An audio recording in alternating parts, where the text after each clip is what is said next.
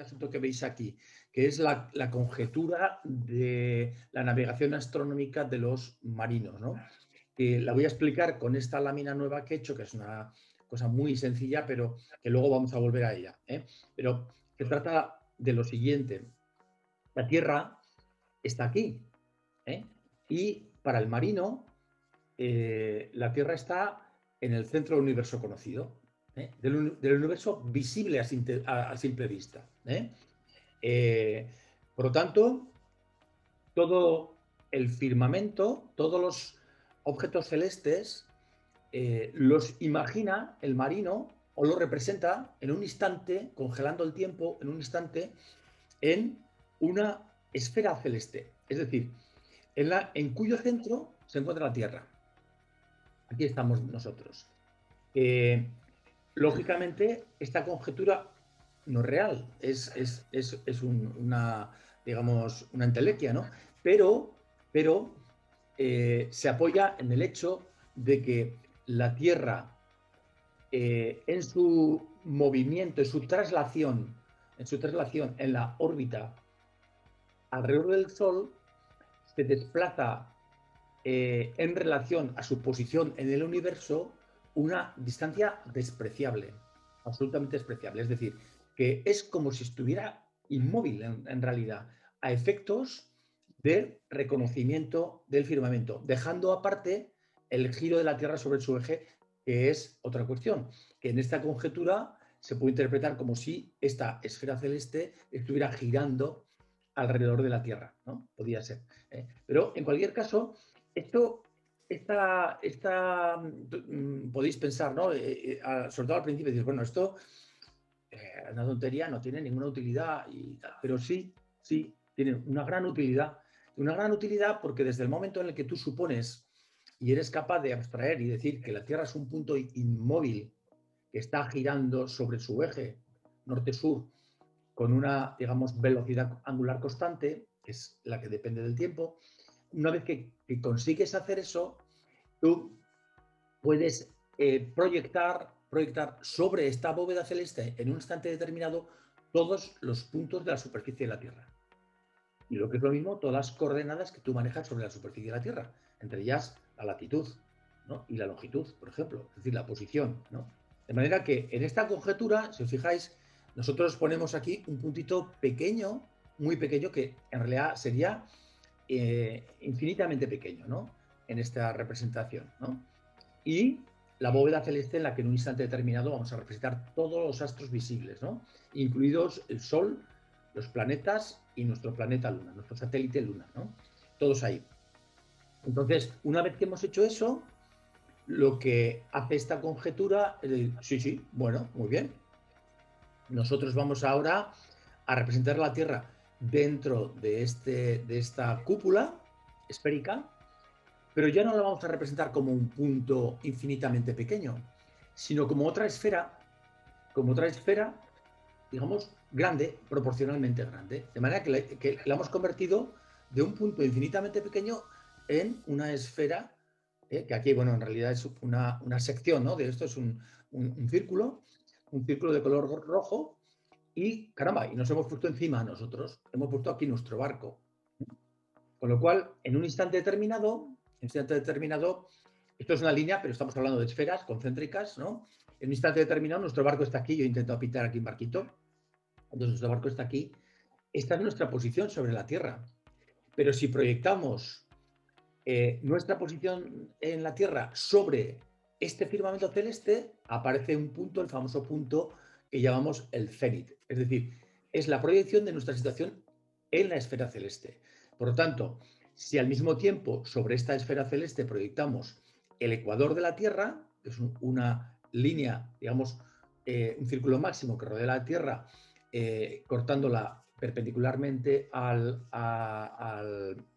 plano que contiene el eje de giro, pues nos encontramos con el ecuador celeste, que es la proyección, como digo, del ecuador de la Tierra, ¿no? Con lo cual, esto que, en fin, vamos a volver a esto porque esto es muy importante, esta forma de verlo es muy importante a la hora de entender el procedimiento, que es lo que yo quería explicaros hoy, que me comprometí a hacerlo el otro día, el procedimiento o, si se quiere, el razonamiento geométrico de la resolución del problema de navegación. Entonces, una vez que esto lo llegas a ver así, todo es más fácil. Todo es más fácil. Por lo tanto, luego volvemos a este esquema. Y ahora nos vamos aquí, ¿no? Con lo cual, lo que estamos viendo aquí ahora es en un instante determinado, congelando el tiempo a una fracción a un instante de tiempo universal, horas, minutos y segundos. En un instante determinado hemos congelado nuestra posición sobre la Tierra y también la posición, lógicamente, de los astros. Pero estamos observando un astro determinado, ¿no? Con lo cual, estamos proyectando sobre la bóveda celeste nuestra posición, nuestro horizonte en un instante determinado y la posición de este astro.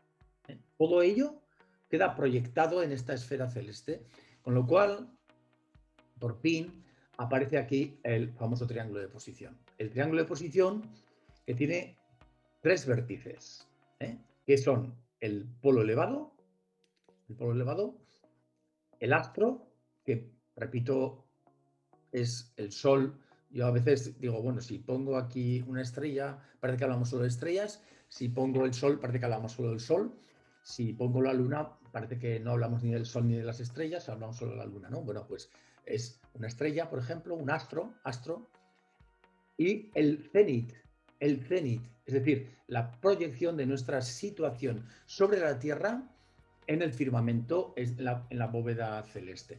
Estos son los tres puntos de esta cúpula que forman el triángulo de posición. Y el triángulo de posición tiene, como si fuera un triángulo plano, tiene tres lados y tres ángulos. Con la diferencia de que el triángulo esférico, cada lado es a su vez un valor angular, es un ángulo. Con lo cual, el triángulo, esto es lo que es chocante, ¿no? En el primer momento dices, tenemos un triángulo que tiene seis ángulos, porque los arcos que separan los vértices son ángulos, por ser arcos circulares, y los ángulos son los ángulos que forman los diedros que comprenden el radio de la Tierra en cada uno de los vértices, o el radio que une este punto de la esfera celeste, el radio que une este punto de la esfera celeste con el centro de la Tierra, Estos que serían este de aquí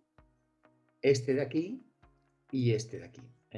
Por ejemplo, el radio que une el polo elevado con el centro de la Tierra. Entendiendo el polo elevado, la proyección en la esfera celeste del polo elevado, el polo norte, por ejemplo, en este caso, ¿no? El cenit lo mismo, y lo mismo ocurre con la posición del astro. Bueno, esta es la primera idea muy, muy importante, ¿no? Entonces, a partir de eso, voy a repasar un poco en este gráfico para... En fin, todo esto está un poco pensado en todos, ¿no? En los que le habéis dado más vueltas y lo habéis manejado más, bueno, para volver un poco a la base de este asunto, y para los que estáis más en el principio, pues para encajar mejor los términos y los valores que estamos utilizando, que son nuevos en estas ecuaciones, ¿no? Entonces, voy a repetirlo. En primer lugar, tenemos los tres vértices, polo elevado, astro, posición del astro, y cenit del observador. Muy bien. En segundo lugar, los lados, que son la codeclinación, que es el arco comprendido entre el astro y el polo elevado. Se llama codeclinación porque el valor es el complemento de la declinación. La declinación del astro en un momento determinado es el ángulo que existe en el círculo horario, que es algo así como el meridiano del astro en la bóveda celeste, el meridiano geográfico del astro en la bóveda celeste, el arco comprendido entre el astro y el ecuador celeste. Este valor, declinación, entra en esta relación trigonométrica con un signo positivo cuando es norte y un signo negativo cuando es sur. Y el otro lado que tenemos aquí es la distancia cenital. La distancia cenital es el complemento de la altura del astro.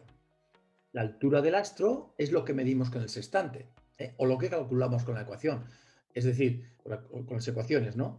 Por eso hablamos de altura calculada o altura verdadera. Bueno, la altura del astro es el arco medido en el vertical del astro, en el vertical del astro. El vertical del astro es, digamos, la línea, el círculo máximo de la esfera celeste que contiene al cenit y al astro y al nadir. Es decir, este es el vertical del astro y se llama vertical, entre otras cosas, porque respecto al horizonte es perpendicular. Si el horizonte es horizontal y tenemos una línea perpendicular, pues esa línea es vertical. Bueno, pues es el vertical del astro.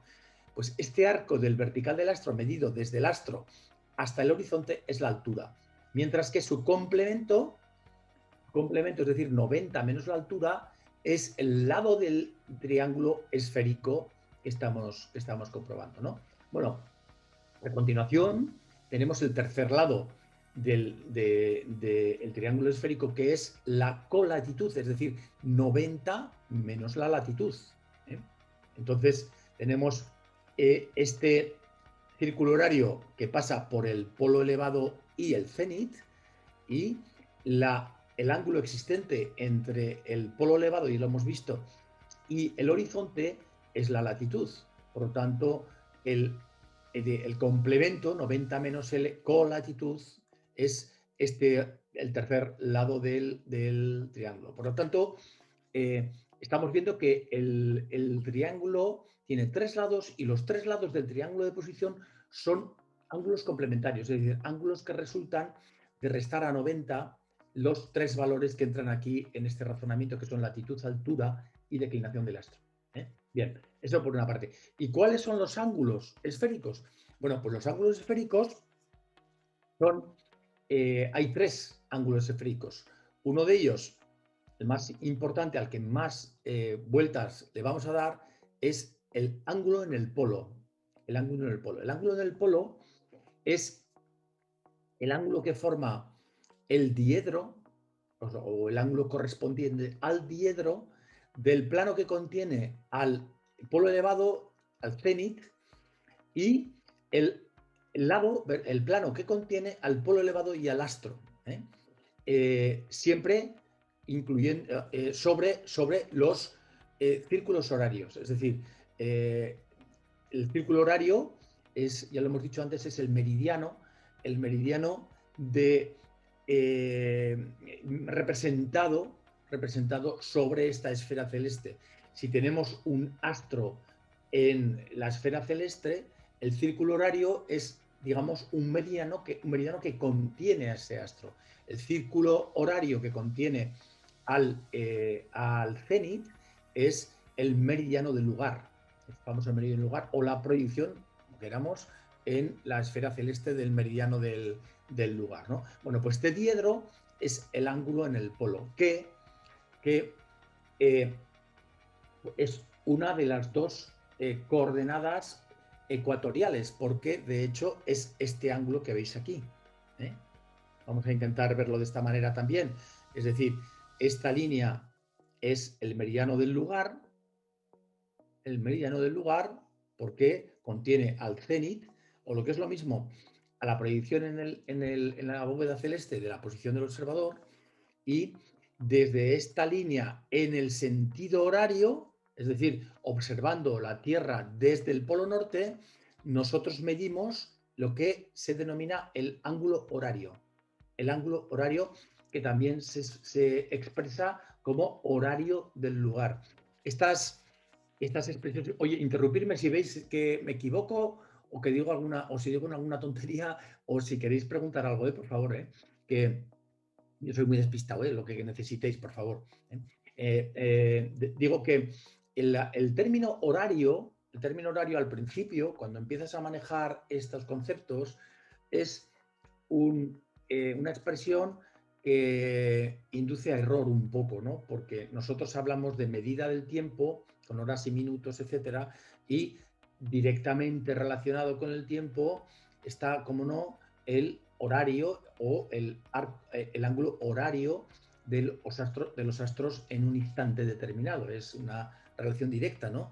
Pero al utilizar dos conceptos relacionados pero diferentes con una palabra similar, pues confunde un poquito, ¿no? Entonces, el horario, en el lugar del astro, es un ángulo que se mide, si miramos siempre, por eso he puesto aquí estos dibujitos, si miramos, digamos, la esfera celeste desde el polo norte, siempre en el sentido horario, en el sentido de giro de las agujas del reloj. O sea, el correspondiente, de alguna manera, viendo la esfera celeste o la Tierra desde el eje norte-sur, el que corresponde al movimiento aparente de los astros en torno al centro, ¿no? Al centro de este universo. Entonces, este ángulo de aquí, horario del lugar, ¿no? Pues Por tanto, sí. me da lugar a confusión porque luego, como no puede ser mayor de 180 grados, siempre lo hacemos, claro, hacia el este o hacia el oeste. No, o sea, el horario en el lugar es de 0 a 360 grados, el horario. Lo que pasa es que hay un paso, que lo vamos a hacer ahora a continuación, un paso en la resolución del triángulo en el que nosotros el horario lo convertimos en el ángulo en el polo.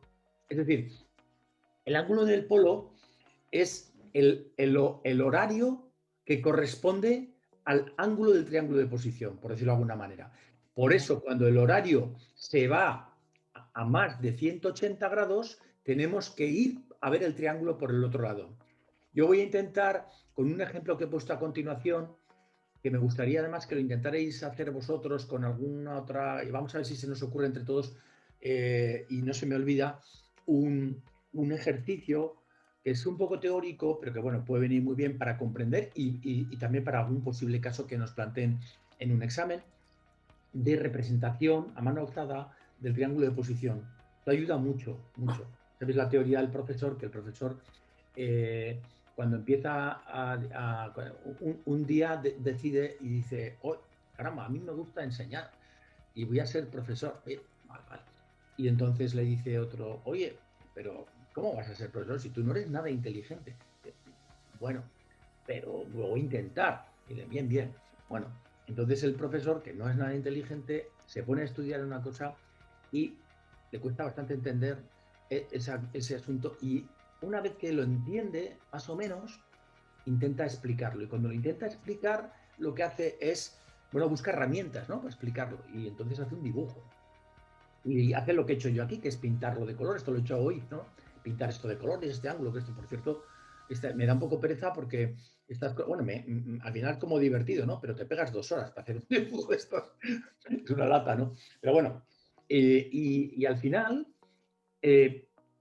para explicárselo bien a otra persona, te lo tienes que explicar bien a ti mismo. Y el dibujo es una forma de explicártelo a ti mismo. Por eso hay muchas cosas que cuando tú, a mí me pasa mucho, porque yo no me considero una persona inteligente, no lo soy. Y, y cuando quiero aclararme una idea, utilizo un gráfico, un esquema, y eso me ayuda mucho, ¿no? Entonces, soy mi propio profesor. Bueno, pues esto es parecido. Por eso es recomendable muchas veces hacer representaciones, ¿no? Entonces, efectivamente, y le vamos a dar una vuelta, Iñaki, a eso, a cómo vamos digamos, a convertir el horario en ángulo en el polo. Esto lo tenemos que ver, ¿no? Bueno, entonces, el horario es este arco de aquí o este diedro, si queremos. En segundo lugar, el segundo ángulo en el polo, perdón, el segundo ángulo del triángulo, perdón, que me confundo, del triángulo que vamos a manejar necesariamente es el azimut del astro, el azimut, que es el ángulo que existe entre el plano que contiene el polo elevado, el cenit, este vertical, es decir, el meridiano superior del lugar y el meridiano inferior del lugar, este plano con el que contiene el vertical del astro, el vertical del astro, que es donde medimos la altura. El azimut es, dicho de otra manera, es la demora del pie del astro. El pie de un astro es la intersección del vertical, es decir, de esta línea que vemos aquí, esta especie de meridiano, pero círculo máximo que pasa por cenit, nadir y astro, con el ecuador. El vertical del astro es donde medimos la altura, ¿no? Este es el ángulo. Por eso, cuando tú manejas un sextante, es muy importante lo que haces con la muñeca, ¿no? Tú tienes que tener una muñeca blanda, porque tienes que hacer una operación que cuesta un poquito, que es tangentear. Tangentear es mover un poco la muñeca para intentar encajar, balancear el astro sobre el horizonte para buscar el ángulo más pequeño de los que tú puedas medir entre el astro y el horizonte. Es decir, el que corresponde al vertical. Es decir, es como el vertical cortaría el horizonte en un punto en el que, digamos, caería en el agua el astro si se cae, ¿no? ¡Pum! Vertical al agua, ¿no? Pues ese es el vertical. Esa trayectoria que haría esta estrella hasta el agua es el vertical, ¿no? Y el azimut es la demora del pie del astro, es decir, donde este vertical corta el horizonte. Tú, si puedes medirlo, si pudieras medirlo con un compás, cosa que a veces es complicado, pues esa demora es el azimut del astro, ¿no? Que nos va a ayudar a hacer la representación gráfica que vamos a continuación. Entonces, esto es muy, muy importante. Pues este es el otro ángulo. Y el tercer ángulo del triángulo es el único elemento de todos estos de aquí que nosotros no vamos a utilizar, que es el famoso ángulo paraláctico. Que yo creo que en vez de paraláctico, pues para nosotros podemos decir ángulo paralítico, porque no nos hace falta. Pero bueno, está definido, es el ángulo paraláctico, este de aquí, concretamente este de aquí. Este no nos hace falta para nada. El azimut está aquí, que corresponde a este arco Z, es una coordenada horizontal, y el ángulo del polo es el horario medido por el lado en el que tú representes el triángulo, porque si el astro es anterior al paso de la por el meridiano superior del lugar, el astro lo vamos a representar en el otro lado de la Tierra.